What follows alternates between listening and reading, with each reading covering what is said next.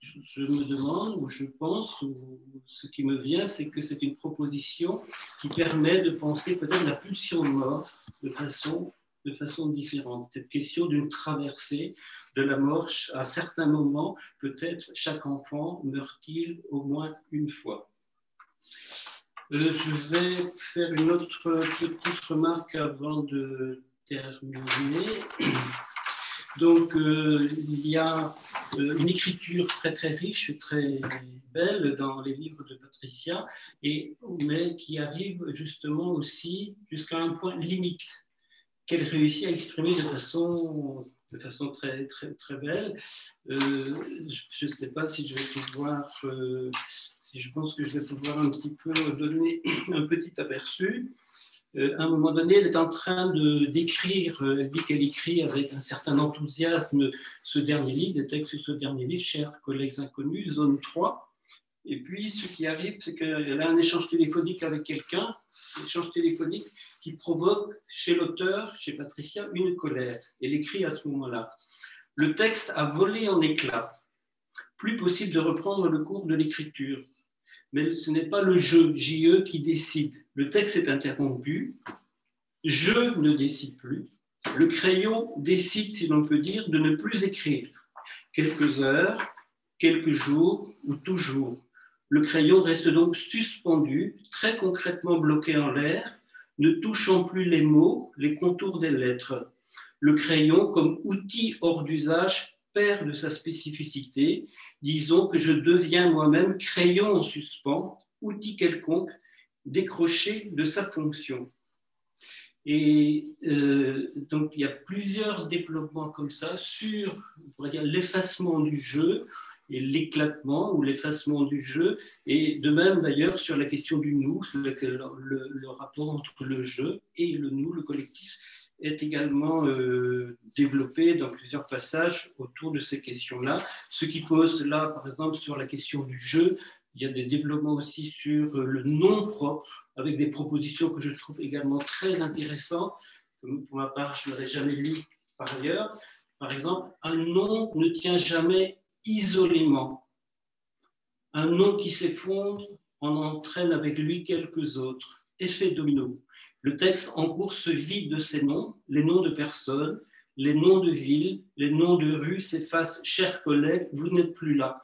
Comme si le colloque n'avait jamais été amorcé, il ne reste rien de nous, rien d'entre nous. Ces développements sont mis en rapport, je crois que c'est dans le premier livre, avec la question de la psychose. La psychose, à certains moments, certains actes de personnes qui sont dans des problématiques psychotiques tentent d'écrire leur nom. Je crois qu'elle le dit à certains moments par rapport à certaines observations. Et puis, il y a aussi d'ailleurs quelque chose sur la question du suicide, sur le suicide, avec une manière de dire que le suicide, c'est peut-être une manière d'écrire son nom, justement, à défaut d'avoir pu l'écrire symboliquement dans une vie sociale quand il aboutit à la mort.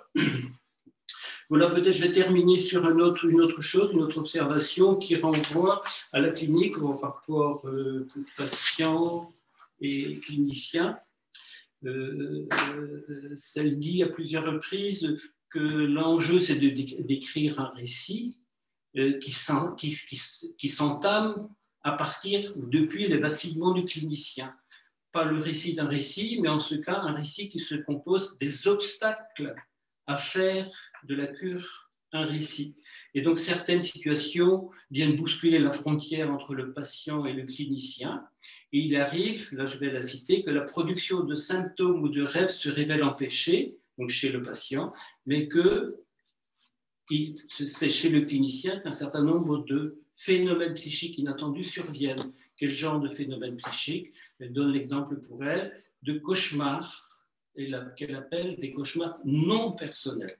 Et plus loin, elle va développer cela sous un terme de cauchemar thérapeutique. Et elle développe une situation clinique avec un patient qui est rescapé du génocide des Tutsis au Rwanda,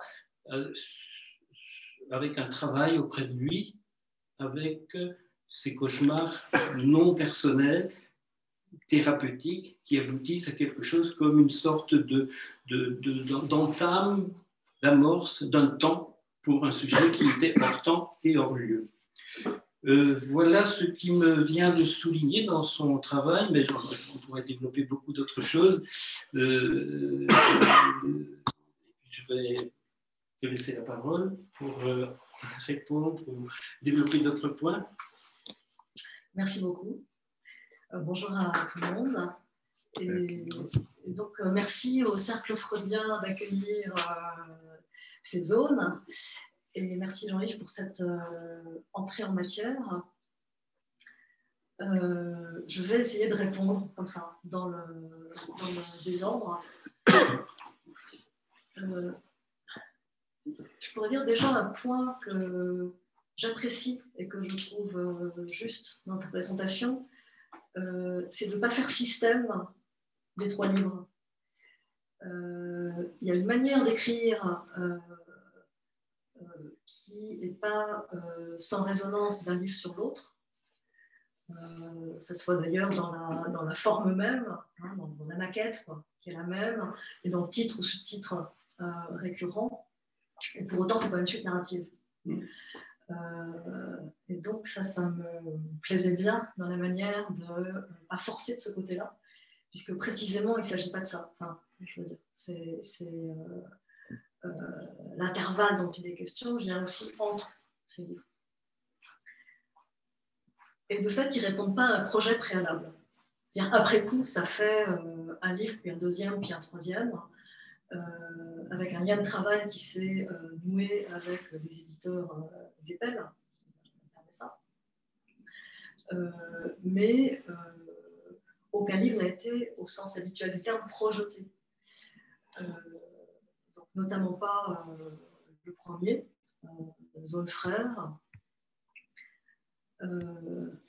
Bon, effectivement, ça s'est écrit d'abord sans projet de publication, alors que j'avais déjà publié 2 livres et que j'ai eu l'occasion de publier des articles régulièrement. Donc, le processus de publication, justement, m'était peut-être devenu suffisamment familier pour écrire sans que ce soit un projet de publication.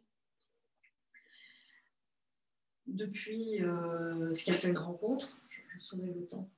Non, ça va. Non, mais je sais qu'après, ça peut déborder. Non, on a tout le temps, Patricia. Depuis ce qui a fait rencontre,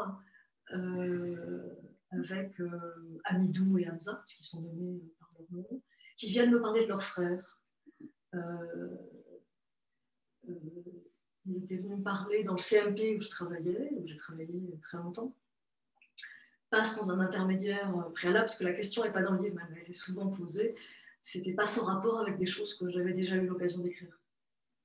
C'est passé aussi par l'écrit notre rencontre, c'est ça que je veux dire, qui est à la fois de hasard, mais qui a circulé par un certain véhicule aussi.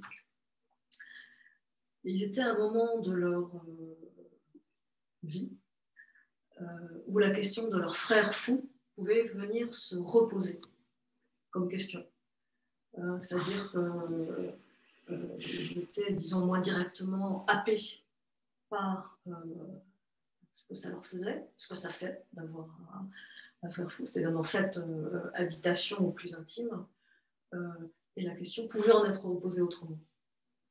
Et ça se trouvait en quelque sorte un moment analogue pour moi, c'est-à-dire ce qui concernait la folie et la psychiatrisation et la mort de mon frère,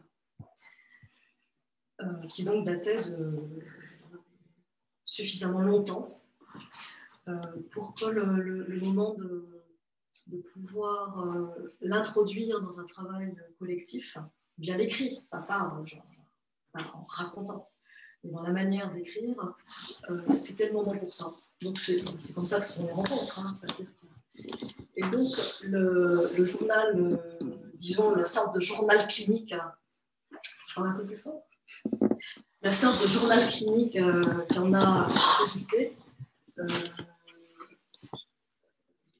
a été réélaboré et publié. Et donc ça s'est fait à 3 brins. C'est-à-dire, dans ce que je viens de dire, on entend le brin clinique. Il s'agit d'un travail clinique précis autour de cet homme, une personne enfermée dans une pièce de la maison familiale dans un village de Mauritanie, que l'on allait rendre visite, une semaine. Le brin, disons, de l'intime, pour le dire au plus simple, qui concernait ma propre mise dans cette affaire-là, et le brin politique, qui découle logiquement des deux précédents. Ça, c'est en quelque sorte, ça s'imposait. Et donc, disons que ce qui s'est trouvé être un livre, bien sûr, à un moment donné, il y a un choix. Vous pouvez parler un tout petit peu plus fort, parce qu'on vous entend mal. Donc, il y a bien entendu une décision, à un moment donné, de telle sorte. C'était bien là-bas. C'est bien. Pour le son. Je vais parler au micro, puisque j'ai tendance à parler aux gens que je vois, bien sûr, plutôt qu'au micro. Bah oui, vous me parlez à moi. Moi, je vois tout le monde, là. Alors, il en est donc résulté un livre qui est un peu autre chose qu'un projet de livre, puisque j'avais eu cette expérience antérieurement, d'avoir des projets de livre. Et la zone n'est pas sans rapport, parce que j'essaye de suivre la zone n'est pas sans rapport, et qu'elle apparaisse au titre du livre, je veux dire, c'est en partie une surprise d'écriture. Dans l'écriture, il y a, comme tu dis bien, il y a des choses sur lesquelles on insiste. C'est-à-dire qu'il y a une fréquentation voilà, qui prend du temps autour de certains points. Il y a des choses qui ont besoin d'être réécrites, d'y revenir, d'être écrites pour être mises de côté et ne pas être, etc. Non, il y a cette, donc ça, c'est du côté du travail de l'écriture. Et il y a des surprises d'écriture, comme le sait tout un chacun qui écrit. Et le terme de zone en était un. C'est-à-dire que à tel moment et à tel autre, ça me semblait, à chaque fois par une petite méditation autour du terme le plus juste, eh bien, c'était ce terme zone qui revenait. Donc il s'est dégagé en quelque sorte par surprise. Enfin, par surprise, hein. C'était une fois et puis une autre. Alors qu'il y a des axes cliniques qui ne sont pas là par surprise, qui sont là parce qu'il a fallu voilà, les mettre au travail, disons. Et de fait, donc, il est revenu d'un livre sur l'autre. Les deux autres livres ne relevant pas non plus d'un projet de livre.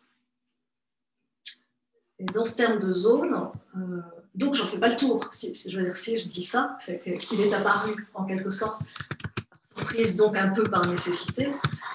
C'est au sens où j'en fais pas le tour. Alors, dans un frère, il y a un moment où, peut-être un des premiers moments où le terme de zone est introduit. Oui, alors avant, pour préciser, c'est pas des fragments biographiques. Les parts, donc je vais voir un frère, et il va se passer beaucoup de choses autour de cette affaire, et je me laisse aussi, je laisse revenir des éléments à la frange de la mémoire, qui ne font pas de biographie. Il n'y a pas d'une part de fil continu, et d'autre part, c'est à cette frontière-là. Et un des moments qui revient et qui s'intercale dans des choses plus actives de la vie clinique et des rencontres, c'est un moment pendant les vacances, il s'agit de dormir côte à côte dans un gros lit, et le territoire, disons, à habiter doit être séparé par un polochon, quoi, qui est mis en travers. Et donc, sur cette affaire très matérielle, on revient à une sorte de dérive autour de la frontière de ce qui est de la part non mémorable de ce que cette confrontation impliquait.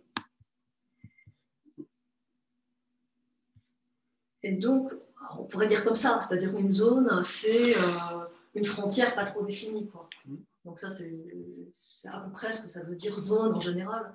J'ai d'ailleurs remarqué que c'était, je ne l'avais pas remarqué avant, mais c'est quand même un terme qui revient beaucoup dans différents champs, notamment en art.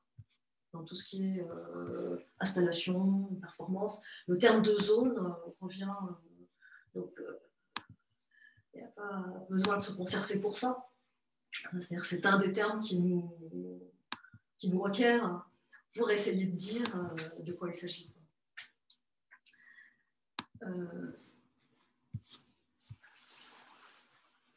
Donc, sur le terme de zone, et je pourrais dire autre chose, c'est-à-dire que je ne vais pas chercher à en faire le tour conceptuellement. Je ne dirais pas que c'est un concept, mais peut-être ce que j'ai fini, c'est-à-dire que ce n'est pas sans rapport avec ce que tu soulignes du rapport à la langue et d'un choix là, délibéré de travailler en langue commune. C'est-à-dire la langue qu'on utilise, un petit passage où tu le dis, la langue qu'on utilise dans les séances, quoi. Pour autant, ce n'est pas tout à fait la langue du quotidien, parce qu'elle est travaillée en creux. Et s'il y a du concept, je dirais du concept en creux. C'est-à-dire que c'est un mode d'articulation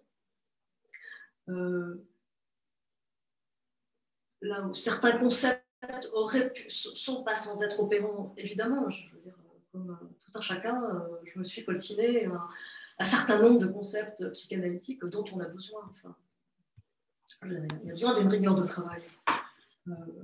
Quels que soient les concepts qu'on adopte et quels que soient ceux avec lesquels on ne travaille pas d'ailleurs. Mais pour autant, le choix et la nécessité de ces livres-là passe plutôt par du concept en creux. Et peut-être que le terme de zone en fait partie. C'est-à-dire que quand ce terme est utilisé, c'est d'autres termes qui ne sont pas utilisés, qui peuvent évidemment me venir à l'idée aussi à tel moment. Mais par contre, il y a une question qui rebondit d'un de ses livres en suivant.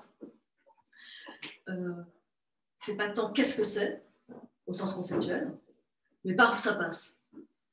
Ce qu'on fabrique, quoi. C'est-à-dire ce qu'on fabrique comme analyste, comme clinicien. Donc ça, c'est une question qui me tient, qui nous tient. Et donc, ça a à voir avec cet usage-là de la langue. Et cette écriture-là de la langue, où comme tu le soulignais, les intervalles sont, à la limite, si on regarde que ça des bouquins, il n'y a qu'à garder les intervalles, quoi. On peut laisser tomber. Voilà. Ils sont... et probablement, le terme de zone en fait partie. Plus vrai concept. Enfin, je ne pense pas avoir amené de concept, et même je tiendrais assez à ne pas en amener. À ne pas chercher du nouveau là-dessus, mais plutôt à passer avec ou entre. C'est pour les deux premiers points.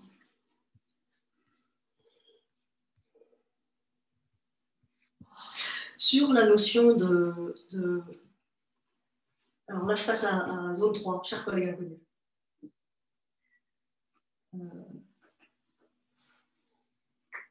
Où donc il s'agit d'un voyage en Amérique centrale, où certains des collègues et amis sont là à l'instant présent, ce dont je suis ravie.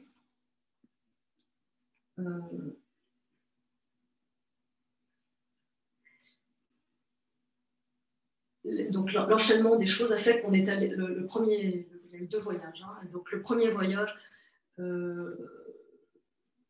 était une rencontre autour, c'est-à-dire j'avais décliné que ce soit autour de nos frères, de manière à laisser autre chose se mettre en place, et donc c'était une rencontre autour de la rencontre, enfin une rencontre clinique autour de la rencontre clinique, autrement dit autour de la question du trauma. Ça s'est mis en place comme ça. Et dans un moment dans un moment de société où la question était des plus brûlantes au quotidien pour les gens qui sont sur le terrain. Alors, on a donc travaillé à plusieurs. Et plusieurs qui étaient donc plusieurs lecteurs de Zone Frères, ce qui pour moi faisait une mise en abîme de ce premier publication, qui m'engageait donc d'une manière singulière, autrement qu'un article, quoi. Et bien pour autant, alors on pourrait raconter autrement, chers collègues inconnus, enfin, il y a plusieurs manières de le raconter, mais au plus simple, c'est-à-dire qu'il y a quelque chose qui a foiré dans une collaboration. Et là, il y a quand même un choix, parce qu'il y en a pas mal où ça ne foire pas. Mais ça me semblait beaucoup plus intéressant et nécessaire, enfin, d'écrire autour de ça et depuis ça. Puisque c'est une expérience quand même extrêmement partagée. Finalement, il me semble qu'on n'écrit pas tant là-dessus. Pas pour disséquer le pourquoi, du comment. Ce qui est plutôt étonnant, c'est le nombre de situations où quelque chose se fait, se fabrique et se poursuit. Mais donc, il y avait quelque chose qui avait formidablement bien marché dans les moments de rencontre et d'échange. C'est au moment de l'écriture, c'est le petit texte, le petit fragment que tu lis, réfère à ça.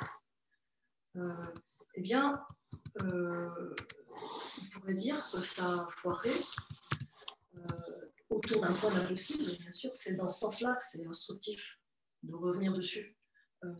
Enfin, en tout cas, moi, ça m'a appris pas mal de prendre le temps de l'écriture et la peine de l'écriture autour de ça, plutôt que de l'enterrer, quoi. Eh bien, c'est précisément autour de cette question de ce que ce serait une fraternité de travail. Et qui là avait pris corps d'une manière particulière du fait que c'était des lecteurs de Zone Frères.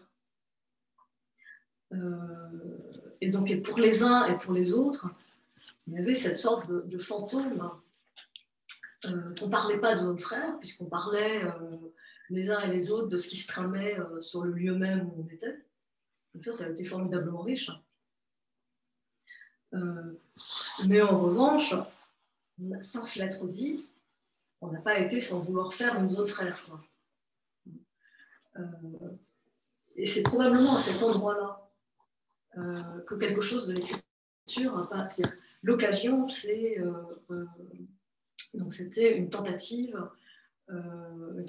donc, qui s'est faite, quoi, d'un travail transversal, c'est-à-dire non ordonné selon les voies hiérarchiques.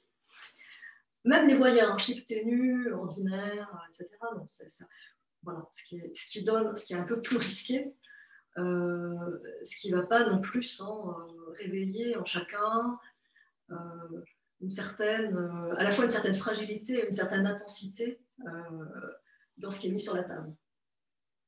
Dans la manière même d'évoquer telle question clinique, pas forcément dans le contenu, éventuellement dans le contenu, mais dans la manière. Mais évidemment, ce qui tend souvent à arriver, c'est qu'un des participants ou une des participantes, c'est plus angoissant aussi, va se retrouver à faire appel à des voies hiérarchiques ordinaires. C'est ce qui s'est passé après. C'est-à-dire que ce qui fait que l'affaire a été en quelque sorte recyclée dans une voie hiérarchique. C'est ce moment-là, hein, d'implosion de la première version du texte. Donc il y a un texte qui a disparu, qui est passé à la poubelle, quoi. Mais pour autant, on va dire que c'est ce qui se passe de manière... voilà, les choses ont fait qu'à ce moment-là, ça a pris cette tournure-là.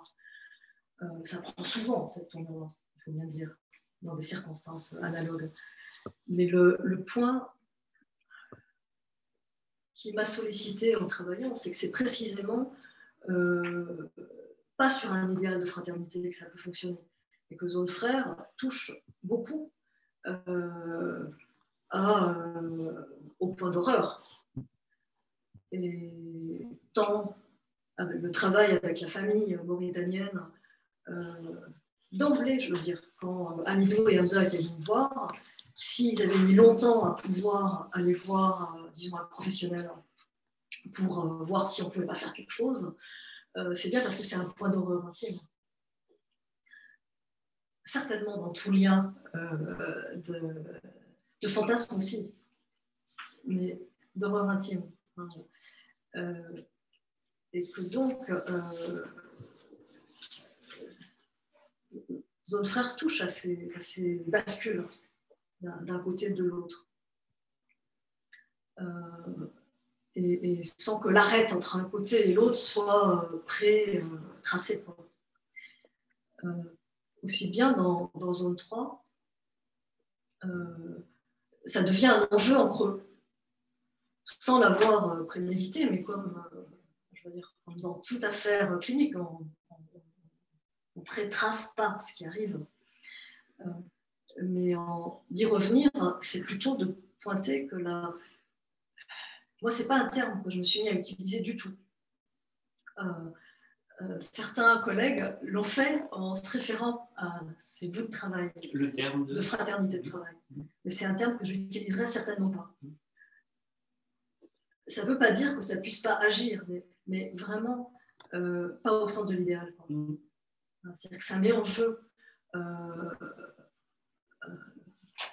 qu'on ait eu des frères et sœurs ou pas, hein, c'est pas le point. Ça met en jeu cette zone-là, on va dire, mais que ça la mette en jeu n'implique pas qu'il s'agisse d'une fraternité de travail. Il y a des liens d'amitié de travail, ce qui est formidable et nécessaire. Et que donc le point de retournement de Zone 3, puisqu'en fait il y a 2 livres dans le livre, il y a un récit, puisque chaque fois c'est un mode narratif, qui est narratif discontinu, mais narratif. Un récit de cette aventure du colloque avec les questions cliniques qui s'y déplient. Et aussi la question de qu'est-ce que c'est que faire récit clinique. Il y a une sorte de mise en abîme de ce point, puisque c'est un point impossible, l'écriture du cas. Ou pour le dire autrement, c'est pas un vocabulaire que j'ai adopté, mais c'est plutôt l'impossibilité de faire récit clinique. Mais précisément, on fait avec, autour. Donc, c'était des points en jeu et qui le point de retournement du bouquin, eh bien, c'est au moment où ça devient un livre impossible. C'est-à-dire que c'est un livre qui n'a pas eu lieu. Et que ce livre s'est écrit sur le non-livre, le Zone 3, qui a à voir avec la manière dont on travaille au quotidien. Enfin, je veux dire, comment on travaille les uns avec les autres. C'est une question irrésolue et en même temps réalisée tout le temps. C'est une question.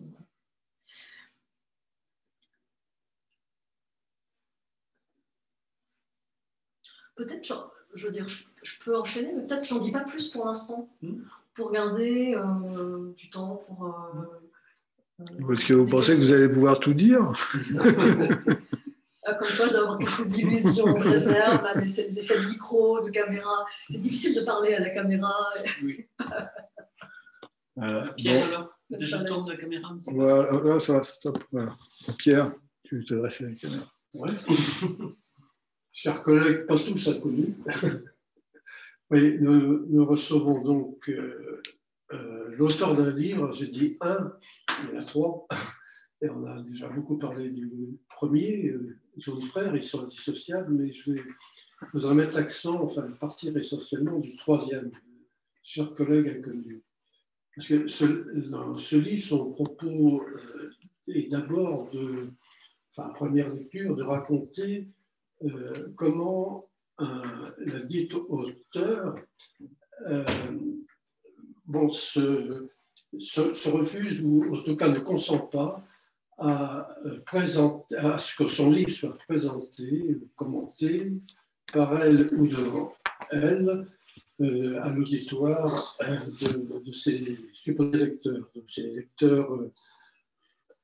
Et raconte aussi comment elle arrive avec eux à lui substituer une rencontre qui est tout à fait singulière, qui génère un nous, aussi, certes précaire et problématique, mais qui rompt avec le présentoir rituel d'un livre par lequel celui ou celle qui l'a signé est censé répondre aux questions des lecteurs en répondant de ses intentions supposées, présupposées et des procédures qui l'ont engendré, qui l'auraient engendré.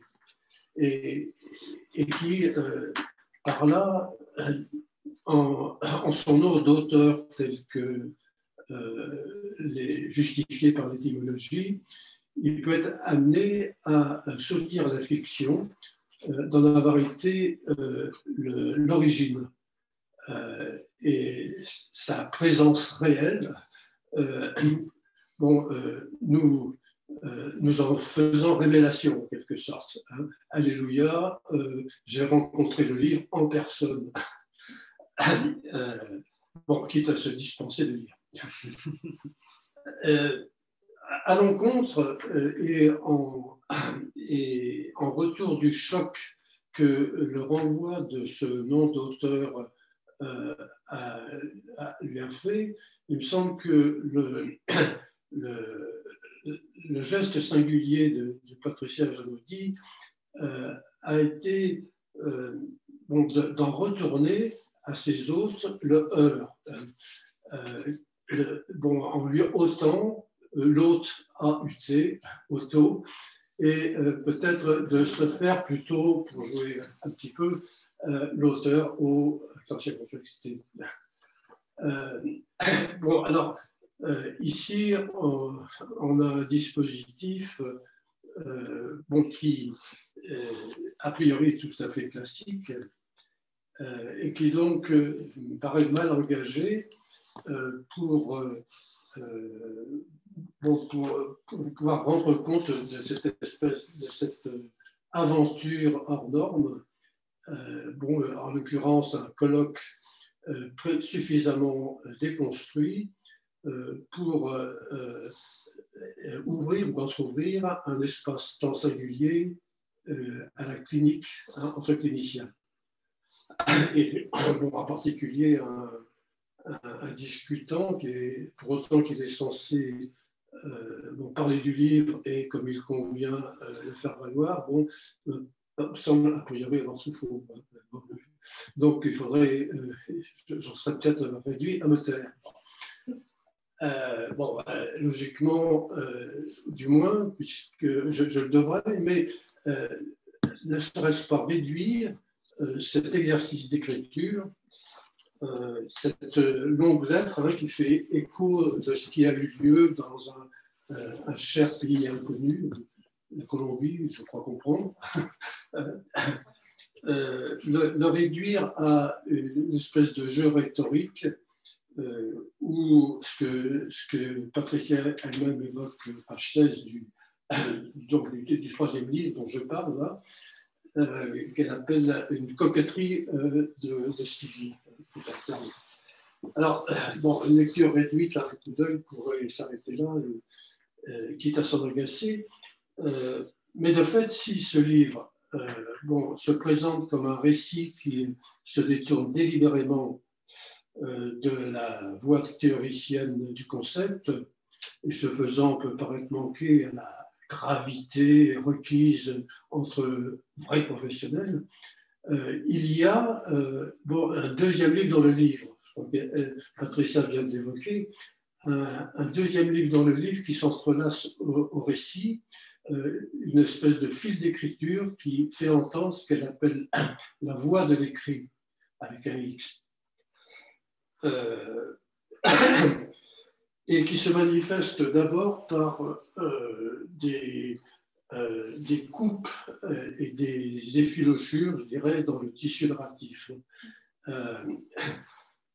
C'est-à-dire une ponctuation qui évite la jouissance attendue à un filage programmé et qui cerne des trouées ordies de ce qui échappe à la saisie, de ce qui résiste à se faire mot pour le dire.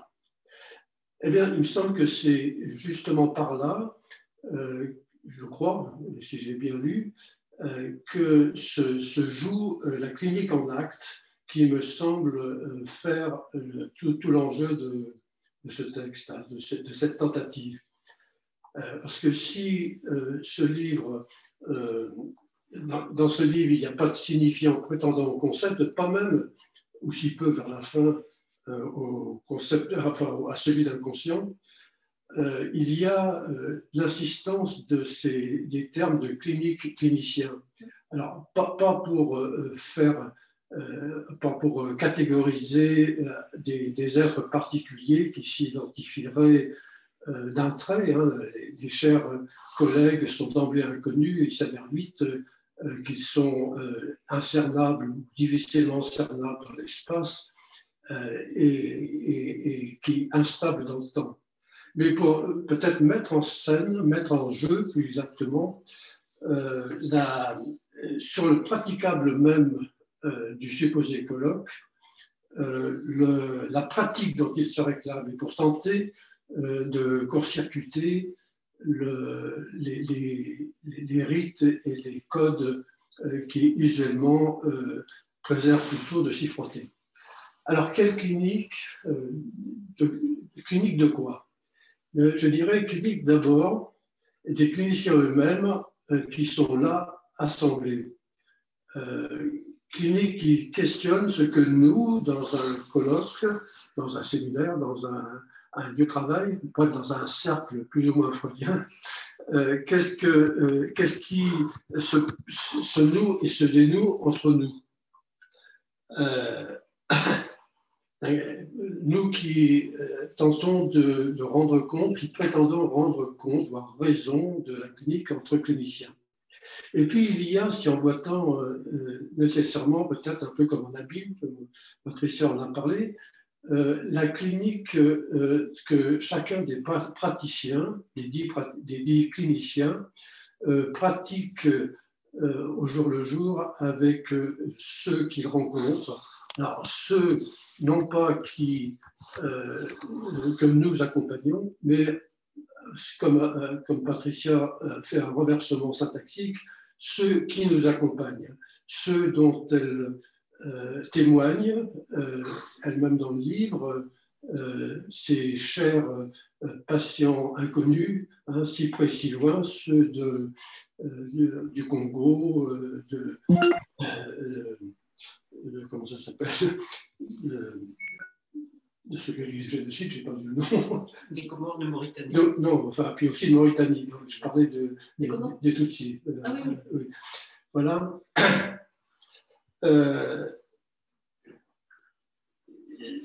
Il clinique aussi bien, d'ailleurs, du clinicien lui-même, en son fort intérieur, hein, en tant qu'il est tenu sur la brèche, je dirais, de ce point de folie frère.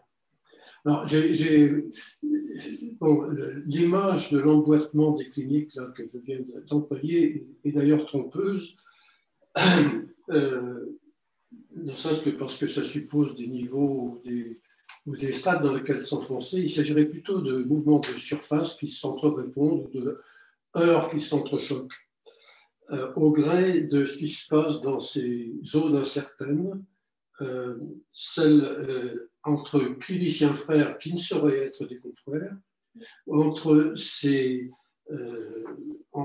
frères inconnus que sont patients et cliniciens, ces compagnons qui ne s'accompagnent pas, comme dirait Louise Blanchot, et entre le clinicien lui-même et son intime frère.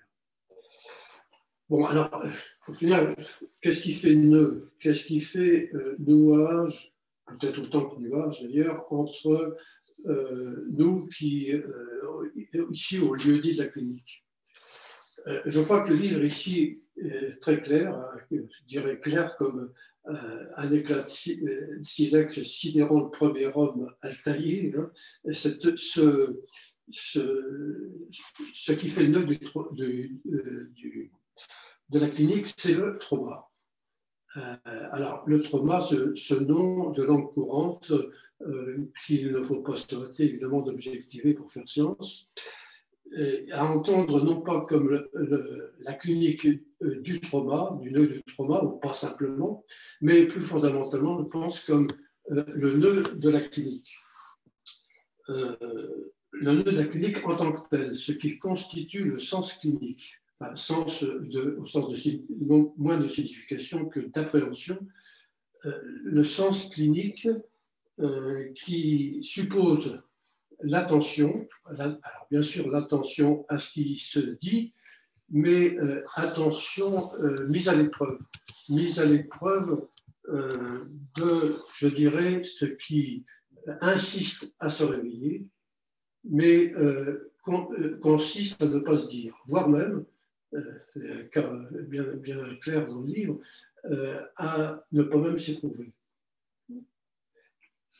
Alors, sauf peut-être ce point de le bonheur d'un point de réversion, de ce point de réversion que la fin du livre évoque, bon, peut-être un peu énigmatiquement encore, hein, et dont il évoque, je dirais, l'événement, l'incalculable événement.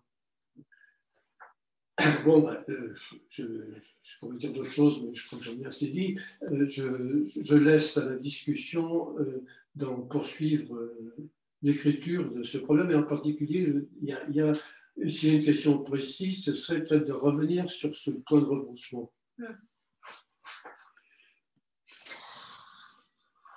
Merci beaucoup. Vous le dites beaucoup mieux que je n'arriverai à le dire. Puisque effectivement, voilà, revenir, c'est un des points de Chers collègues inconnus, c'est-à-dire que de parler de ce qu'on a écrit est un exercice. Voilà, l'idée c'était plutôt d'introduire le maximum d'espace entre les deux, et donc ça me va très très bien, quoi, la manière dont vous le dites, et avec des formulations qui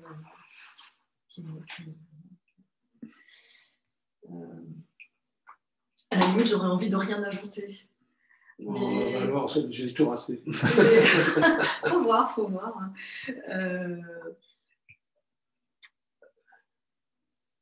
Sur l'adresse, c'est-à-dire le cher collègue inconnu, mais vous me dites, c'est ça, quoi. C'est-à-dire il y a cette diffraction. C'est-à-dire qu'il y a l'inconnu au sens de on ne s'était pas rencontré au préalable. Et puis même si notre dispositif d'aujourd'hui, c'est pas celui-là, on remarquait avec Jean-Yves en déjeunant qu'à certains égards, on avait un petit bord zone 3, puisqu'on a échangé par mail depuis presque 2 ans, une fois de temps en temps, et que donc une rencontre se met en place et on s'est rencontrés. Ça aurait été au café dans les circonstances ordinaires, donc on a aménagé une zone café dans un domicile. Mais donc, à certains égards, on rentrait dans le livre, quoi. Enfin, je veux dire, ce qui fait qu'on n'a pas tellement parlé des livres en mangeant. Enfin, on a parlé de choses et d'autres. Et donc, il y a le terme inconnu qui renvoie à ça, et le cher collègue qui est évidemment un non-cher confrère, comme vous le dites, c'est tout à fait ça. C'est un choix délibéré que ce ne soit pas un cher confrère. Pas seulement parce qu'il y a la notabilité qui est un peu dommageable, mais il y a le frère, quoi. Qui, pour le coup, il s'agissait que ce ne soit pas là. Mais le cher collègue navigue, c'est-à-dire qu'au début, eh bien, il s'agit des collègues colombiens qui m'invitent. J'étais évidemment très contente qu'ils aient lu, qu'ils m'invitent, mais c'était l'occasion qu'autre chose circule et que donc que j'y aille pas au titre où j'étais invitée et que finalement on aille à plusieurs plus tard et autrement. Donc au départ, c'est les collègues de Colombie, et puis après c'est les collègues avec qui on fait le voyage, avec qui on va bricoler, revoir les textes, etc. Mais aussi bien, il y a la diffraction à qui on parle, et à certains ça devient dans le visage même du colloque, ça devient, je dirais, tout un chacun au sens d'une collégialité dans le rapport à la langue. Hein, c'est-à-dire que ça devient effectivement les gens qui sont là, qui peuvent être cliniciens, qui peuvent être des étudiants en philo, qui peuvent être à ce moment-là, ou des gens qui passaient par là, on va dire. Mais donc aussi bien, c'est plus un métier qui est en jeu, mais le fait d'avoir rapport à la langue, c'est-à-dire tout un chacun. Et dans l'usage du cher collègue, donc c'est pour le déplacer à mesure, parce que c'est quelque chose dont on use sans y penser. Enfin, aussi bien on est, je dirais, c'est-à-dire que la diffraction et la multiplication du terme renvoient à la division du terme. C'est-à-dire que nous sommes chacun à nous-mêmes notre propre collègue inconnu, si on veut. Enfin, et donc, il y a une démultiplication de l'adresse. On n'est jamais tout à fait fixé de où on est pour parler à qui. Encore qu'il faut bien s'en faire une idée, hein, mais simplement cette idée, elle bouge. En tant qu'elle permet de renvoyer, c'est-à-dire cette manière très concrète hein, de faire ensemble, et finalement dans tout moment où on travaille à plusieurs, il y a bien quelque chose comme ça qui se passe, il me semble, hein, c'est-à-dire que on s'adresse à qui? À un groupe, à un tel à travers le groupe, à telle personne extérieure au groupe, et ça se déplace, ça se diffracte, en tant que finalement ça se divise. Enfin, c'est le moment peut-être le plus cliniquement intéressant. Et puis c'est un peu notre spécificité par rapport à ce qui ferait les sciences humaines. Enfin, c'est quand même notre point de spécificité. Voilà, donc sur le cher collègue. Alors évidemment, maintenant, je ne peux plus utiliser le terme. Ça m'arrive tout à fait de faire des courriers à des chers collègues, d'écrire chers collègues, mais c'est pratique, parce que j'écris 2 mots. C'est économique, c'est-à-dire j'écris 2 mots, j'ai l'impression d'avoir déjà écrit toute la lettre. Bon, j'écris quand même. Et vous utilisiez un mot que j'ai bien aimé,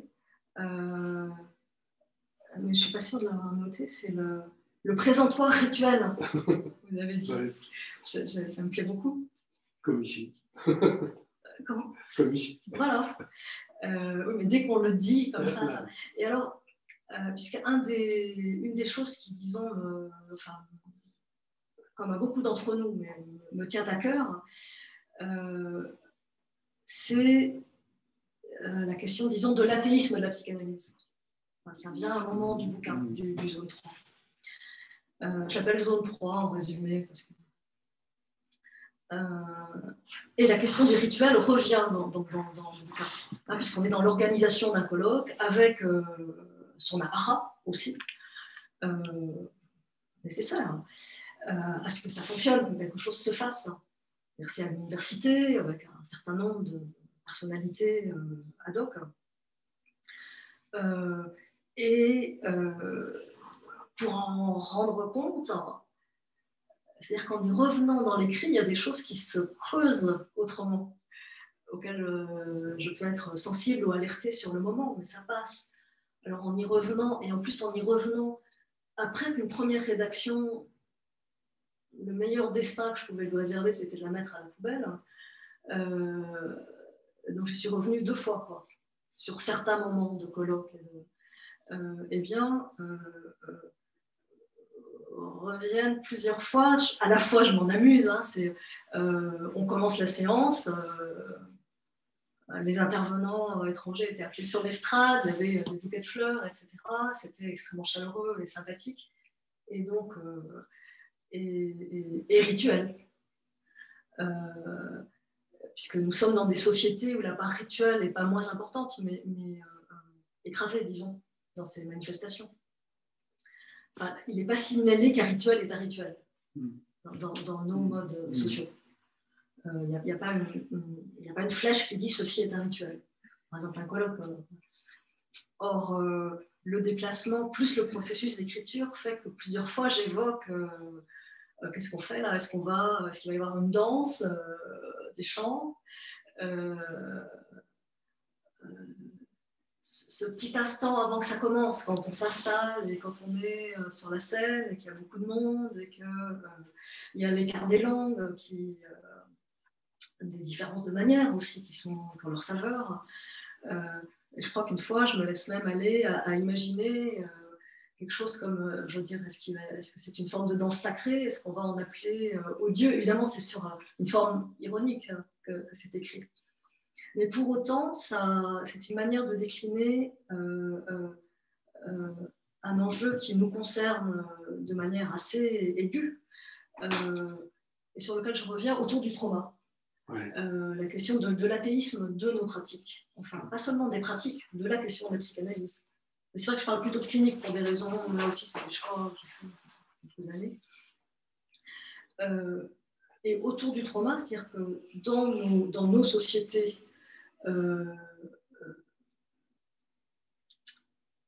où l'invocation du sacré prend des détours variés. Un de ces modes implicites peut être la référence à l'agent du trauma, c'est-à-dire une certaine sacralisation, on l'entend dans les discours courants, je veux dire, du trauma, et dans un sens, je veux dire, qui n'est pas le sens construit du trauma dans une temporalité d'après-coup, qui est, ça c'est un des points indépassables en clinique, je veux dire, ça se construit dans un après-coup. Le lieu du trauma se construit et n'est pas donné. C'est simple à dire, hein, c'est un des élémentaires de notre clinique, mais ça passe à la trappe tout le temps dans les discours courants médiatiques, même par des gens qui font... Que les gens reprennent facilement. Oui, complètement. C'est-à-dire que le lieu du trauma est un lieu construit. Et ce n'est pas une affaire terrible qui est arrivée. Mais pour autant, si on est dans ce raccourci ordinaire, et qui fait partie de la langue courante, ce n'est pas à éliminer, c'est à faire avec aussi quand on utilise le terme, eh bien, ça ne va pas sans un certain pathos, qui en principe n'est pas dans ma manière d'écrire,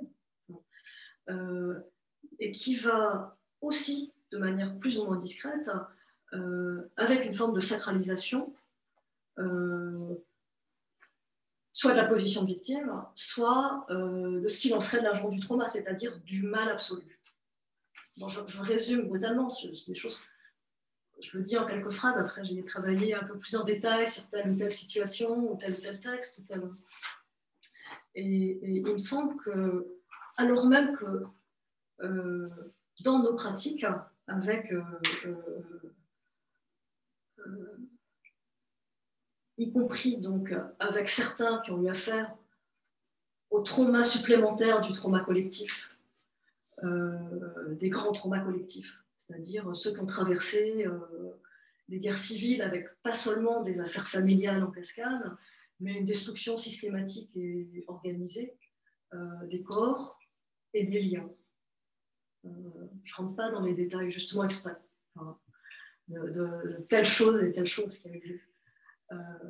Mais donc avoir affaire à ces destructions organisées, systématisées, et pour autant, on est vraiment nombreux à pouvoir témoigner, c'est-à-dire qu'il y a du travail analytique qui se fait. Or, ce qu'on met en jeu transférentiellement, même si on est amené à faire des cauchemars à un moment donné, d'ailleurs c'est dans l'arrêt du cauchemar que le moment clinique se passe. Je sais aussi, je tenais beaucoup à ça. Je l'ai dit avec le terme, je ne parle pas espagnol couramment du tout, mais c'était le terme de l'autre langue. Enfin, c'est là où on n'est pas dans le... il ne s'agit absolument pas de sacraliser le moment où un clinicien peut être amené à cauchemarder, et ça arrive. C'est un moment de passage plutôt. Et ce qu'on met en jeu, donc on met quelque chose en jeu, mais on va mettre quoi? On va mettre de l'infantile, des articulations avec lesquelles il y a un certain nombre de décennies à travailler avec. Bref, il y a des choses qui passent, hein, et que ce qui ne pouvait pas passer commence à pouvoir un peu passer, y compris du pire. Eh bien, il y a là une dénivellation quand même extraordinaire entre des discours courants qui, au fond, sacralisent un mal absolu, et ce qu'on met en jeu dans une séance après l'autre, les petits pas de la clinique, quoi, qui est ni du côté du diable, ni du côté du Dieu. Alors, je me suis un peu éloignée de la question, mais c'est un des points. Alors, c'est amené dans. C'est pas une thèse ou un thème, quoi. Mais c'est amené. Bon, il y a 1 ou 2 paragraphes là-dessus, mais c'est aussi dans la manière d'écrire. Et c'est aussi dans le choix des concepts entre eux. Et un autre point qui m'est cher là-dessus, et qui, s'il y a un certain nombre à qui ça nous est cher,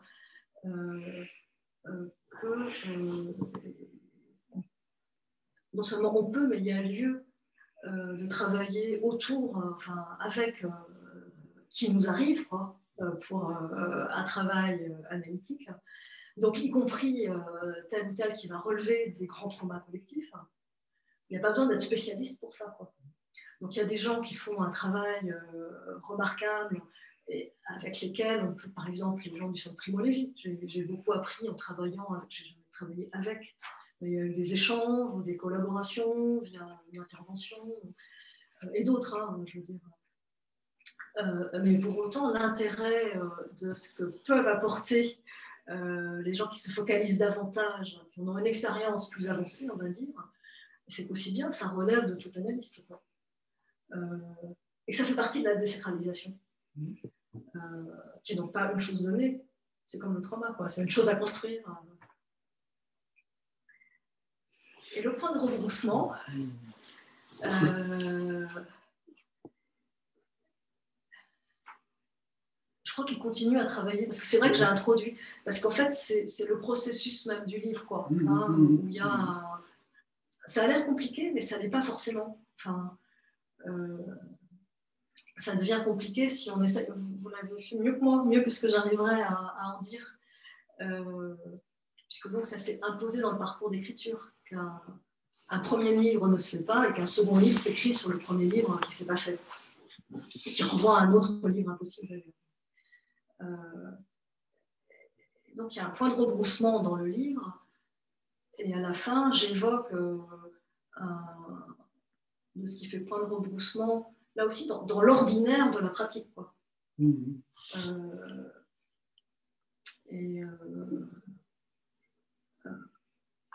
Par lequel, eh bien, aussi bien quelque chose commence. Oui, c'est bien montré dans l'exemple, c'est le Congolais, je crois, je n'ai pas dit son nom, qui me parlait, celui qui a fait ce cauchemar. Et quand le cauchemar s'arrête, cette personne qui venait du Rwanda. C'est quand le cauchemar s'arrête qu'il y a quelque chose qui commence à se passer. Ouais. C'est ça qui cette zone, si je puis dire, de point de rebroussement. Ouais. Enfin, mais peut-être que j'en fais pas le tour non plus de ça. Oui, je pourrais développer des choses. Je dis zone, je dis pas, parce que c'est vrai.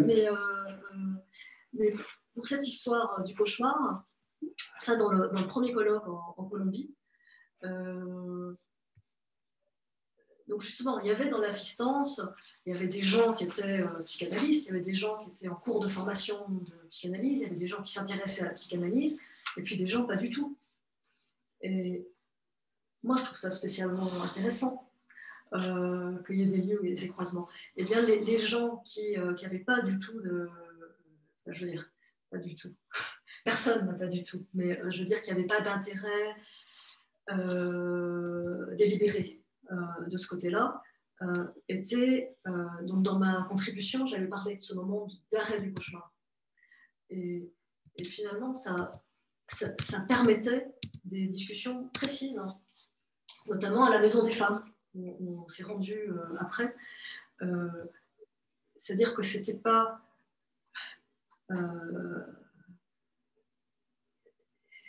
ça arrive, enfin, c'est ce qui est arrivé, hein, cet homme qui avait donc traversé le génocide du Rwanda, qui en avait été touché dans sa chair et dans ses proches, et qui disait rien. Et non seulement il disait rien, mais il faisait rien. Et s'il faisait rien, il n'allait pas déposer sa demande à l'OFPRA. Et s'il ne déposait pas sa demande à l'OFPRA, il n'allait pas avoir le statut de réfugié.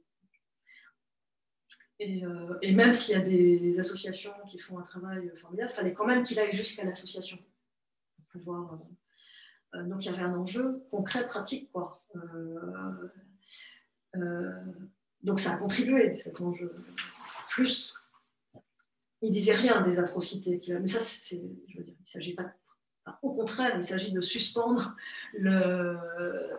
l'éventuelle fascination pour l'horreur. Et donc c'est ce moment où il y a des cauchemars qui me viennent. C'était donc il y a assez longtemps. Donc c'était les premières fois que je me trouvais en prise avec ces moments cliniques de ce type. Et donc voilà, il y a des cauchemars. Mais c'est quand ces cauchemars s'arrêtent, c'est-à-dire que je les mets plus en jeu. Je pourrais dire beaucoup de choses autour, mais peu importe à la limite ce que je pourrais en dire. C'est au moment où il s'arrête que quelque chose se déplace un peu pour lui. Alors, il ne va pas formidablement, des mélancolisations suffisantes pour qu'il se nourrisse et qu'il aille faire sa démarche à l'offre. Et donc ce moment-là était un moment qui a beaucoup nourri les discussions, puisque ça évoquait, ça lançait des discussions cliniques, ça prête à penser, mais aussi à faire. S'il y avait, voilà. Mais oui, il y a... peut-être que voilà, c'est encore des choses qui... J'arrive qui veut dire quelque chose. En fait, peut-être, tu tournes la caméra ? Non, ça va comme ça. Ouais. J'avais envie de souligner le passage de la parole à l'écrit, là, par rapport, parce que là on parle, mais je pense que peut-être que les auditeurs qui n'ont pas lu Patricia ne se rendent pas compte de la qualité de l'écriture. J'ai déjà lu quelques passages, mais peut-être un peu vite. J'avais un peu envie peut-être de faire transition avec les questions du public par Zoom, lire deux petits autres passages qui montrent le travail d'écriture vraiment très précis. Deux petits passages, l'un dans le premier livre où elle parle de cette façon de la psychiatrie. C'est cela, la psychiatrie, un enchâssement de rêves de provenance diverses. C'est cela, mais ce n'est pas seulement cela. Si ces histoires circulantes n'ont pas de bout, elles ont toutefois un lieu, celui-là même qui se constitue comme psychiatrie et prête ses bords aux récits qui y pointent, chacun venant s'enchasser avec des affaires d'hospitalisation, de fonctions soignantes, d'institutions. Voilà une petite phrase avec un entrelac. Et puis aussi, j'avais envie de lire un petit passage du début du zone 3, chers collègues, qui est dans un peu un autre registre, mais pour montrer aussi, je dirais, ses qualités d'écrivain, je dirais. Elle écrit à propos du bonheur. Le bonheur est une plante délicate, n'est-ce pas, auquel pousse avec autant de spontanéité qu'une mauvaise herbe. Il suffit d'un intervalle entre deux idées, entre deux mots. Il suffit que s'établisse une conjonction entre un sourire et un autre. Le sourire reste hypothétique pour ce qui nous concerne, mais il n'est pas moins large que lorsqu'il se produit de visage à visage. Le sourire reste hypothétique parce qu'elle s'adresse à des personnes qu'elle n'a pas encore rencontrées. Donc, il y a presque toutes les pages des livres de Patricia pourraient être lues en voyant cette qualité d'écriture, et c'est très impressionnant. Donc, elle parle du bonheur, mais on a un bonheur de lecture à lire les textes de Patricia. Tu veux dire ça peut-être avant de passer la parole à des personnes de Zoom? Oui. Alors, il y a Maria Estrada qui a levé la main, là. Je ne sais pas si elle veut prendre la parole. Maria Estrada. Vous m'entendez? Si vous m'entendez, il faut que vous débloquiez votre micro.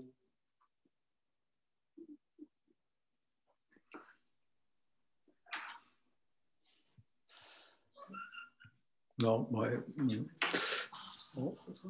Est-ce qu'il y a quelqu'un qui veut, en attendant... Oui, moi, Myriam Ziri. Alors, attends, oui. Myriam, je vais te mettre... Vas-y, on t'entend, hein, tu peux y aller. Oui. Alors, j'ai lu Chers collègues inconnus, je n'avais pas lu les 2 premiers livres, et ce que je vais dire est dans le sillage de ce qu'a dit Pierre Boismenu et de ce qu'a dit Jean-Yves Broudic. Mais Patricia, tu m'as piqué une bonne partie de ce que je voulais dire sur ton livre. C'est-à-dire que, en effet, Je vais y venir à ce que tu as dit, mais je voudrais commencer par dire d'abord que j'ai été ravie par la lecture de ton livre et que la première chose qui m'a comme ça frappée, mais pas seulement frappée, qui m'a portée et emportée, ce sont les bonheurs d'écriture incessants. Hein.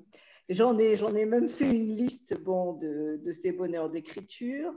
Et alors, j'étais très contente de n'avoir rien lu sur ce livre avant, si bien que j'ai vécu l'arrivée du cas clinique comme un coup de théâtre dans un roman, dans un récit. Hein.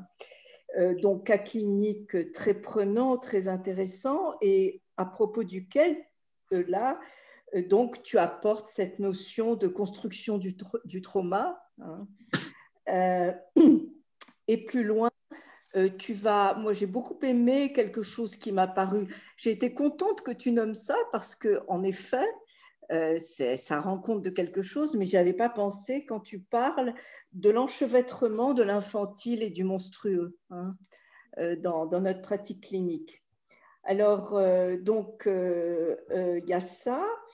J'ai beaucoup aimé ce que tu as dit aussi du nous, c'est-à-dire des métamorphoses, des variations, des péripéties, des mésaventures du nous. Et d'ailleurs, Pierre Boismenu a utilisé un mot qui m'a beaucoup plu, mais je l'ai oublié. Alors, Pierre va peut-être le retrouver à propos de ce que tu dis sur le nous. Hein.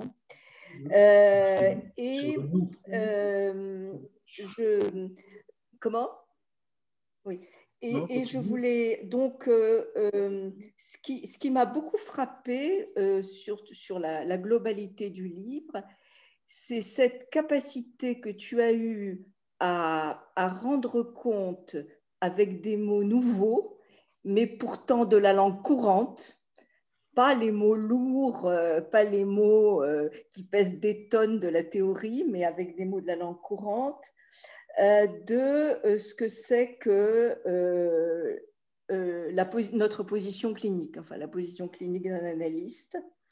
Et d'ailleurs, quelque chose qui a été aussi une surprise, aussi comme un coup de théâtre dans un roman, hein, comme si tu avais écrit un scénario, ça a été ce bout de débat avec les neurophysiologistes, hein, où à propos de quoi tu parles de...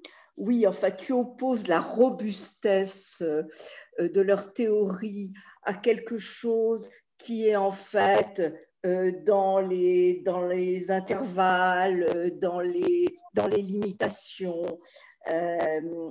Et tu dis quelque chose, tu dis c'est élever un mur face au mur, donc au mur derrière lequel le patient est enfermé. Hein. Et tu dis, j'aimerais bien te lire là, ce qui faisait impression de mur se laisse alors reconsidérer, donc dans l'espace clinique. C'est non pas une immobilité minérale, mais un travail psychique intense, obscur et nécessaire. Hein. Et donc, si tu veux, cette manière que tu as de nommer, et avec une espèce de parti pris affiché de modestie de la position du clinicien, en insistant toujours sur le fait par exemple, en disant que c'est parce qu'on ne connaît pas les tenants et les aboutissants qu'un espace de la cure peut s'ouvrir. Je trouve que tu permets quelque chose de très important en ce moment, parce que on est à un moment où la psychanalyse apparaît comme le couteau sans manche qui a perdu sa lame, hein, c'est-à-dire par rapport au triomphalisme de la psychanalyse qu'on a connu quand moi j'ai commencé à rentrer dans le monde analytique et quand j'ai commencé mon analyse, où il y avait pas seulement un rêve thérapeutique, hein, c'était beaucoup plus encore, c'était beaucoup plus fort que cela. Eh bien, justement, je trouve que tu frayes quelque chose par la manière dont tu nommes. Tu ouvres toi-même un espace, en fait, à côté des mots, comme je le disais, qui pèsent des tonnes. Hein. Alors, il y a plein de trucs de ce que tu as écrit que j'aimerais relire, mais je ne vais pas occuper trop de temps. Et tu dis à un moment, à la fin, la dérive, elle est la méthode obligée pour chaque cure dans le fil de ce qui a manqué à s'inscrire. Hein. Tu dis aussi à un moment, ce que nous recevons dépasse nos capacités de liaison. Hein. Voilà, donc je voulais te dire ça. Voilà. Et peut-être que Pierre peut retrouver le mot qu'il a utilisé pour parler du nous, parce qu'il m'avait beaucoup plu ce mot, mais je l'ai oublié. Patricia va te répondre, Myriam. Oui, merci beaucoup pour toute cette enfilade de remarques précises et porteuses. Et je pourrais peut-être dire juste quelque chose sur les métamorphoses du nous, comme tu les appelles joliment, ou les rebonds, qui est aussi quelque chose sur quoi je m'arrête patiemment, mais qui relève de nos pratiques courantes les uns avec les autres. C'est à la fin de l'avant-dernier chapitre, il y a donc cette impasse qui se produit dans la suite de ce nous-là. Au passage, d'ailleurs, sur le nous, il y a une contradiction de structure. C'est-à-dire que le nous n'est pas pluriel du je. Confère benveniste. Donc, je ne vais pas trop m'aventurer sur la pente linguistique, mais ça peut se dire aussi de manière plus politique. Mais en tous les cas, ce qui fait collectif ne relève pas pour autant d'un dire nous, qui serait en quelque sorte le pluriel d'un dire-je. Enfin, si on dit comme ça, c'est assez évident. Et c'est des points d'achoppement dans lesquels on s'engouffre et dans lesquels on doit s'engouffrer. Enfin, et donc le moment où, donc sur le moment, c'était évidemment une épreuve, au sens fort du terme, qui font partie des risques cliniques. Il y a vraiment quelque chose tombe. Donc aussi bien c'est le lieu ce nous-là se termine, c'est une fin. C'est une fin qui donc se marque. Quand je dis se marque, c'est pour ne pas dire s'inscrit, parce que ça.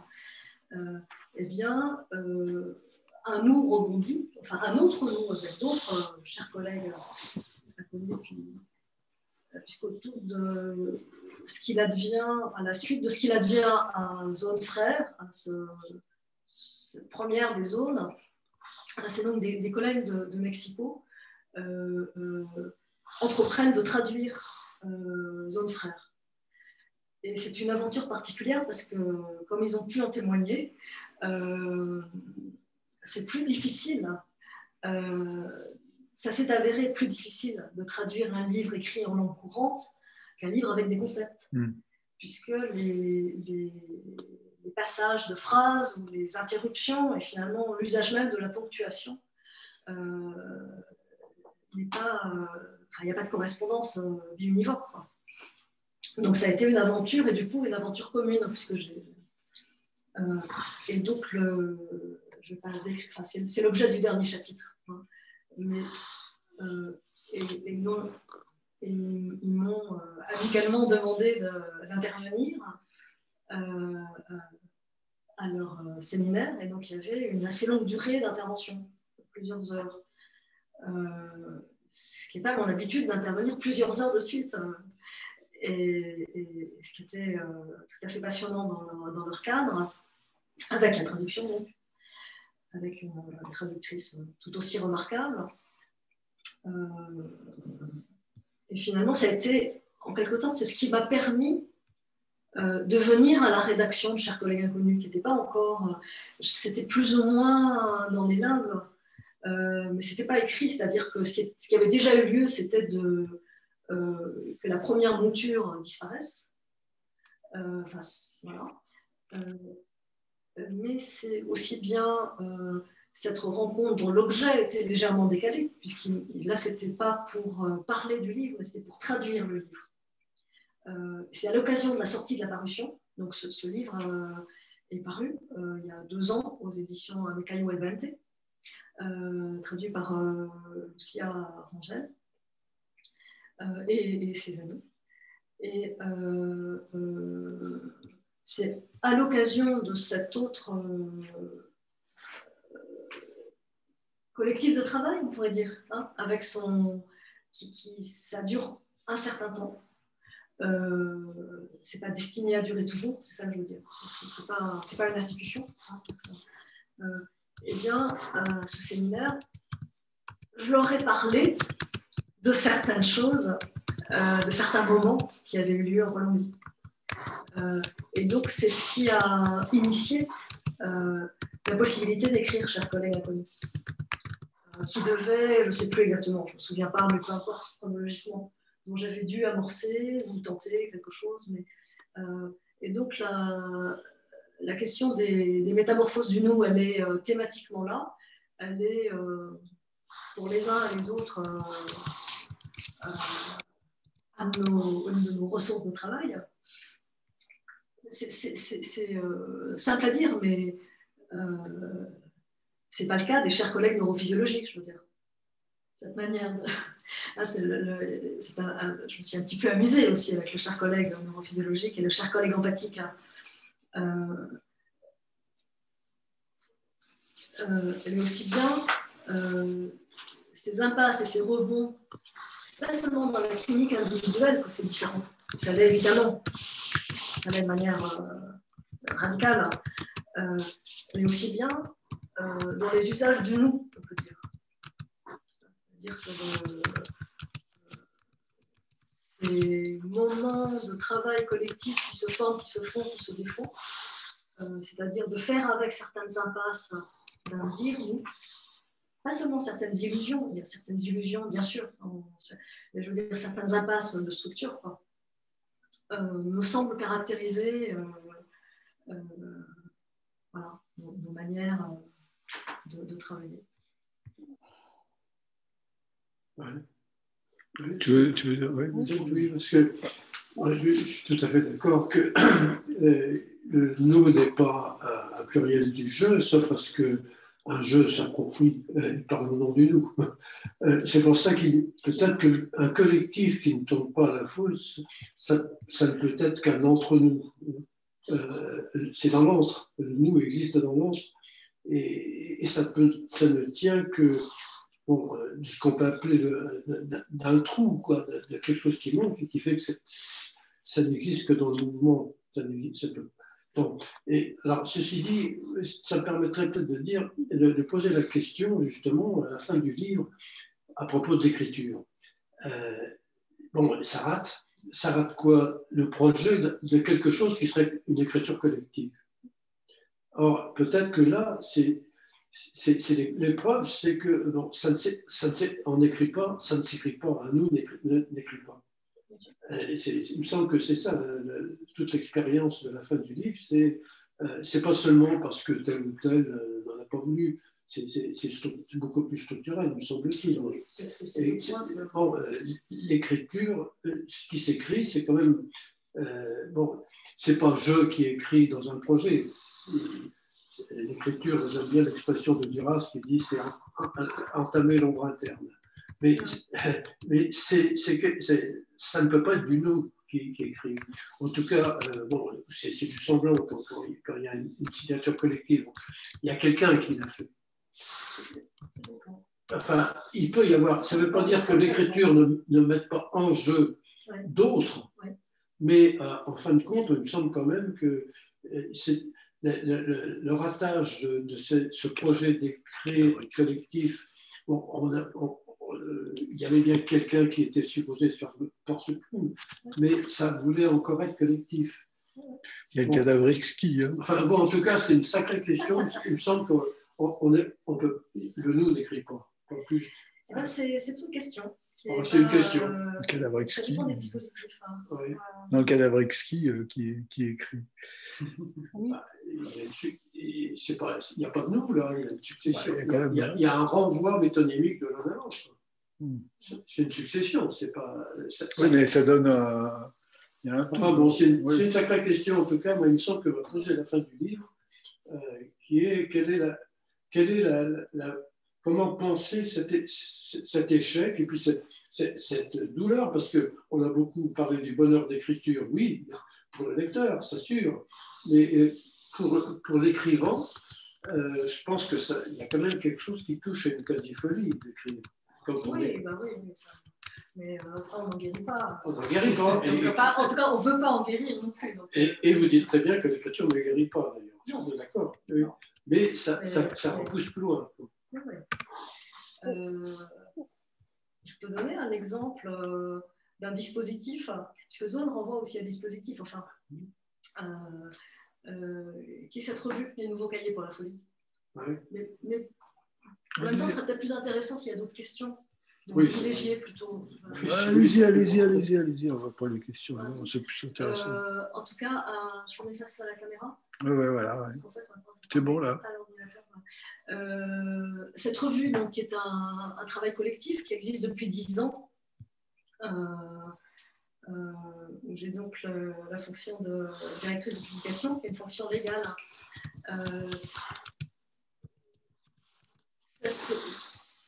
C'est une revue, un comité de rédaction transversal qui s'est créé sur l'idée de recueillir, enfin sur l'idée et donc la réalisation. Au coup, là, il y a un projet. C'est différent de l'écriture. On ne peut pas écrire suivant les mêmes voies. Il y a forcément un projet s'il y a du collectif.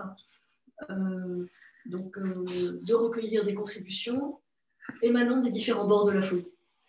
C'est-à-dire c'était en 2009-2010, c'est donc un moment où est brandi l'épouvantail du schizophrène dangereux, ce qui est une abomination. Le discours d'Anthony. Anti-clinique par excellence, avec d'ailleurs des effets de passage à l'acte non négligeables. C'est pas ça, enfin, je veux dire. Le politique et le symptôme sont évidemment en intrication constante. Non pas directe, mais constante.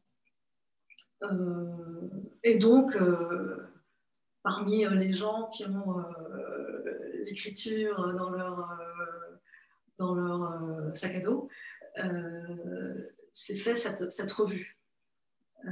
Donc, d'accueillir des contributions tant émanant de personnes qui peuvent être psychiatrisées au long cours, que de gens qui se trouvent en position de soignants, que de proches, que d'artistes, et que de tout un chacun qui s'y reconnaît à un titre ou à un autre. Eh bien, le comité de rédaction, en principe, ne publie pas, sauf exception. Donc, pour la première fois, j'ai fait exception dans le numéro 11, mais les uns et les autres, c'est arrivé qu'on fasse exception. Et on travaille, on pourrait dire, d'autres le diraient autrement dans le comité de rédaction. Et on n'a pas tous rapport à la psychanalyse. Hein. Il y a forcément un certain rapport à la question de la folie et à la question de l'écriture. Eh bien, je crois bien que j'ai perdu le fil. La manière de... Le dispositif. Ouais, le dispositif est une forme d'écriture en creux. C'est moi qui le dis comme ça, hein, c'est pas quelqu'un d'autre de la revue qui apporte beaucoup, le dire autrement, etc. On est réunis sur une certaine manière de faire, et pas sur des idéaux communs. En tout cas, pas explicites. En tout cas, pas sur des idées nécessairement communes. Ce qui voilà, c'est plus plaisant comme manière de travailler, parce que chaque numéro présente quand même une certaine quantité de travail. Eh bien, moi, je dirais comme ça, en fonction de mes manières d'écrire, que le dispositif est une forme d'écriture en creux, c'est-à-dire de lecture, mais de lecture, de réception, de non-commentaire esthétique, d'être sur le principe de dire oui et d'avoir à discuter un certain nombre de choses dans le comité de rédaction, etc. Je passe la manière qui nécessiterait du temps. Mais qui est là, alors ça durera, ça ne peut pas être infini, mais ça n'a pas le but de l'être. D'ailleurs, à chaque numéro, on se demande est-ce qu'on fera le suivant ou pas. Est-ce qu'on en fait un de plus ou est-ce qu'on s'arrête là. Mais pour autant, c'est un dispositif qui laisse place, mais comme d'autres, hein, qui laisse place à plusieurs lieux d'énonciation. Oui. Mais pour autant qu'on s'abstient comme comité. Qui veut prendre la parole? Non, je voudrais Geneviève. Geneviève, d'accord. Bah, vas-y Geneviève, on t'écoute. Oui. Voilà, ben, je voulais dire, enfin, je rebondis sur ce que vient de dire Patricia. L'écriture en creux, elle a aussi parlé de concept en creux. Moi, j'ai envie de dire qu'à travers son écriture, dans ces 3 livres, moi, je les mélange un petit peu parce que je les avais lus l'un après l'autre quand ils sont sortis. Et puis, cette nuit, j'ai eu une insomnie, j'ai relu les 3. Bon, j'ai relu, voilà, pratiquement les 3. Alors, donc là, je risque de mélanger les 3. Mais ça ne fait rien. Ce que je veux dire concerne les 3. C'est-à-dire que ton écriture, Patricia, à toi, je trouve que en creux, elle est un legs. Pour reprendre le mot de collègue, tu n'as pas voulu de frère dans confrère, moi je reprends celui de legs dans collègue, et je trouve qu'en creux, tu nous transmets quelque chose je ne trouve pas le mot, de tellement, tellement personnel et tellement collectif en même temps, justement, que c'est tout à fait étonnant. Bon, je veux dire que dans cette transmission, moi, je reprends un mot de Jacques Assoun, parce qu'on a eu une soirée Jacques Assoun il y a quelques jours, et on a eu sa conférence, enfin, un de ses exposés sur la transmission, et il a employé ce mot que je trouve magnifique de altération. Et moi, la lecture de tes 3 livres m'ont altérée. Et je pense que c'est parce que toi-même, tu es altéré. Tu as été altéré par par ta vie, par ce travail, par les traumas que tu as toi-même vécus et auxquels tu as participé en écoutant les personnes qui venaient te parler. Et je trouve que cette altération qui passe à travers ton écriture, elle m'a touchée d'une façon qui m'a altérée. Voilà, c'est ça que je voulais dire. Et j'ai même revu rétrospectivement mon travail à l'hôpital psychiatrique d'une autre manière, en regrettant de ne pas avoir lu plus tôt tes livres, parce que je pense que après cette lecture, j'écouterai les personnes autrement. Et d'ailleurs, actuellement, j'écoute encore quelques personnes et j'écoute des gens qui ont vécu des traumatismes collectifs, qui sont des réfugiés, qui viennent. J'écoute quelques migrants, un médecin du monde, et donc j'entends bien ce que tu veux. Enfin, quand tu parles des traumas, des gens qui ont vécu dans leur chair et dans la chair de leurs proches des choses, ça me touche. Mais je veux dire que ta manière d'en parler me permet d'être altérée d'une manière, je dirais, supportable. Bon, insupportable, bien sûr, c'est toujours insupportable. Mais l'insupportable, grâce à ton écriture, devient quelque chose d'un peu supportable. Et là, je reprends des mots, parce que je trouve que ton écriture qui passe au fond, moi je dirais que c'est un oxymore dans l'espace, ton écriture. C'est-à-dire que souvent, tu passes d'un mot au mot contraire. Par exemple, quand tu parles de la pensée, justement, on parlait tout à l'heure de l'écriture, on écrit ou on n'écrit pas tout seul. Tu affirmes dans un de tes livres, je ne sais plus lequel, je crois que c'est le premier, parce que tu parles là d'une expérience que tu as fait très jeune, que je pense seul. Tu insistes là-dessus.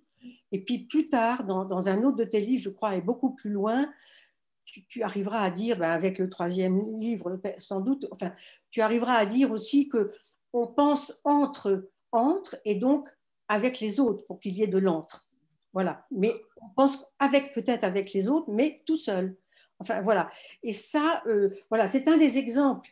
De même que tu parles de articulation et inarticulable. Tu dis que la pensée, ça n'est pas dans l'articulation, contrairement à ce qu'on nous apprend quand on fait des études de philo et qu'on nous cite Platon et le fameux Boucher qui travaille les articulations. Là, tu dis c'est dans la désarticulation que l'on va pouvoir, enfin, je l'ai compris comme ça, que l'on peut faire passer quelque chose, justement, avec ce mot de passer que tu emploies aussi beaucoup, qui, moi, m'a touchée. Je ne sais pas si tu étais là au séminaire de Lise Morer, quand on a travaillé sur le livre de Didier Huberman, Passer quoi qu'il en coûte. Enfin bon, moi, j'avais beaucoup travaillé là-dessus et j'ai retrouvé là des choses, voilà, des éléments comme ça. Mais enfin, le plus important que je voulais te dire, c'est ce merci pour l'altération. Merci Geneviève. Merci beaucoup. Oui. Peut-être prendre encore une ou deux autres interventions.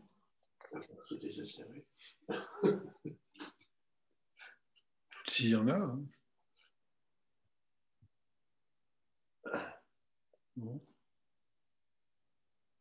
Bah, en attendant qu'il y en ait une qui vienne, je peux du coup, oui, je ne répondais pas pour laisser la place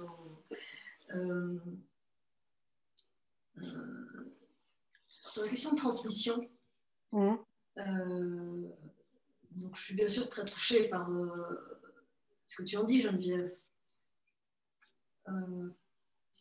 Pour autant, ce n'est pas quelque chose dont je disposerais et que je proposerais en partage. C'est-à-dire qu'effectivement, mais tu le dis en même temps, et c'est exactement ça dans le deuxième, c'est-à-dire que ces livres étaient à écrire pour que ça puisse tourner autour. Voilà. C'est-à-dire que ça revient à ce que j'en disais au début, c'est-à-dire que c'est pas un projet d'écrire sur. Non, mais c'est en creux. Il y a une sorte. Oui. Je disais, c'était en creux. La transmission, elle est en creux. Oui, tout à fait.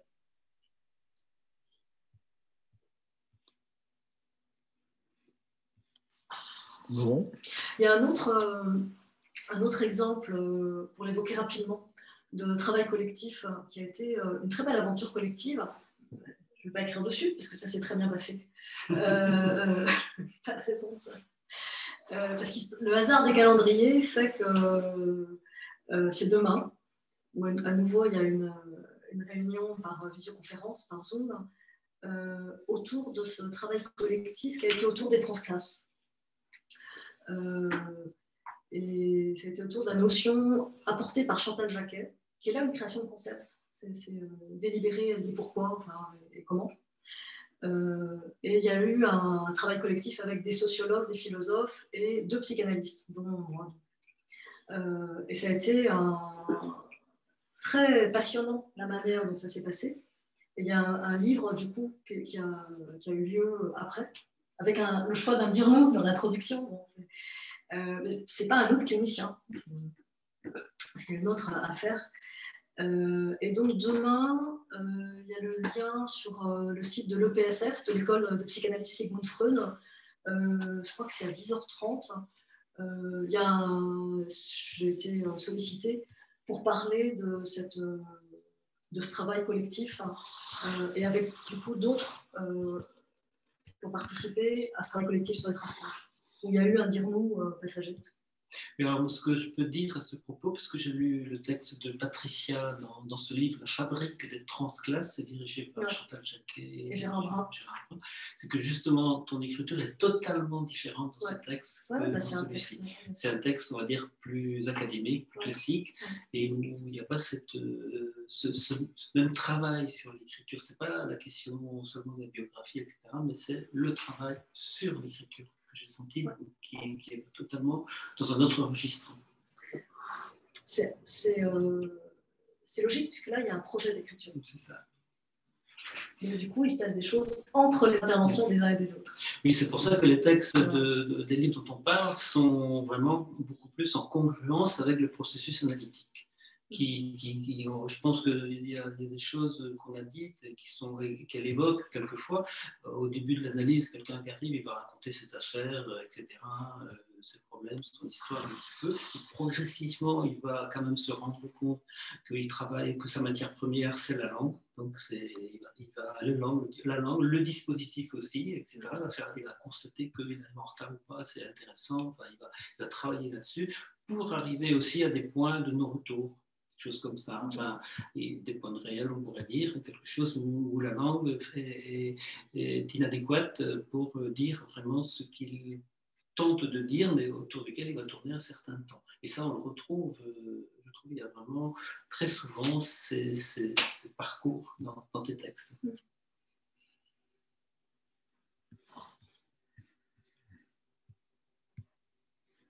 Bien.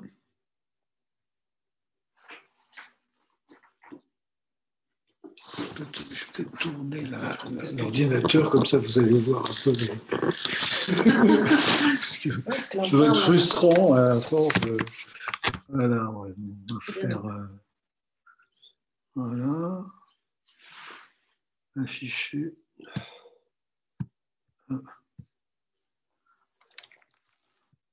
Voilà. Vous pouvez parler. Hein. On peut parler. Ben bonjour à tout le monde. Et bonsoir bientôt.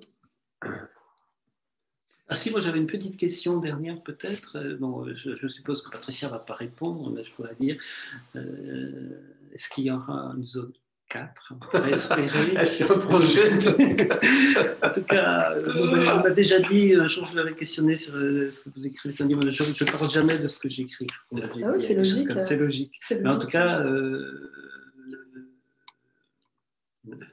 j'espère qu'il y a une zone 4. On verra. Peut-être, hein, on peut arrêter. Oui. Non. Merci bien sûr à Patricia. Oui, merci beaucoup. Merci d'être déplacée ici pour échanger. Et à une prochaine fois. Avec plaisir. Au revoir. Au revoir tout le Au monde. revoir.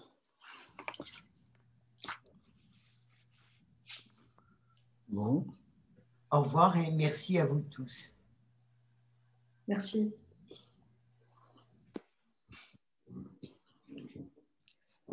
Merci Patricia. Merci. Merci. Je laisse 2 minutes, le temps que les uns et les autres s'en aillent. Il y avait 4 tableaux? Non. Il y avait 4 quoi? 4 pages. Il y avait plusieurs pages, il y a eu 50 personnes avant. D'accord. 51. Parce que c'est 25 ça a un petit peu diminué, mais on est resté à 45, 40. Wow. C'est quand même pas mal. C'est bien. Merci à vous trois. Ça, on mettrait plein. Ici en bas, on se met à 20-30. Bon, on va arrêter alors.